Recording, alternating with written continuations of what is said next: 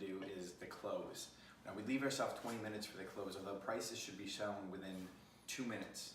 I kid you not, 120 seconds, that's when you should show prices.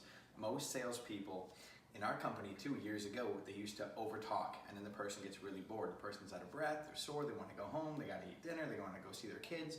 Get right to the point. Now again, you asked that question, are you interested in seeing a trainer beyond today before you worked out? So if they said yes, you're getting them excited about it, asking the trial close questions, which is in that workout video. If they said no, you're finding out why and overcoming that. Now, there's something called a pain point. That's what gets people to buy. In this case, we're gonna take their body fat right before we show them prices, and then we're gonna go directly into the prices. Now, if you do the trial close questions properly out in the workout, you're really not gonna get an objection. You know exactly what they want, they're gonna point to it.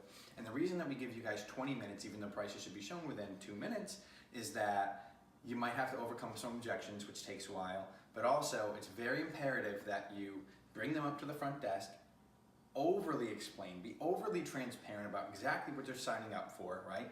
If it's a 6 to 12 month, 3-month agreement, the month to month, everything, and then get them set up with either the height group training or the one-on-one, introduce them to their trainer if need be, shake their hand, thank them for their business, and then give them a follow-up call, you know, a week or 2 later, which will be in another video. But that's essentially what happens in the close. You have 20 minutes, plenty of time. Again, going back to the first video, Sales 101, you do not want to be late for your client. And one last thing I'll add about the close. When someone gives you an objection, and I know this sounds silly, but hear me out, you never want to overcome the objection by talking about the objection. For instance, if somebody says, I can't afford it, and you start talking about, well, you know, if you cut out your cigarettes or whatever, that's not getting someone excited.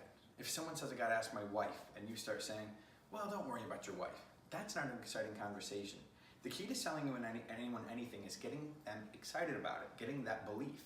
So when somebody gives you any objection whatsoever, your first response is, I completely understand.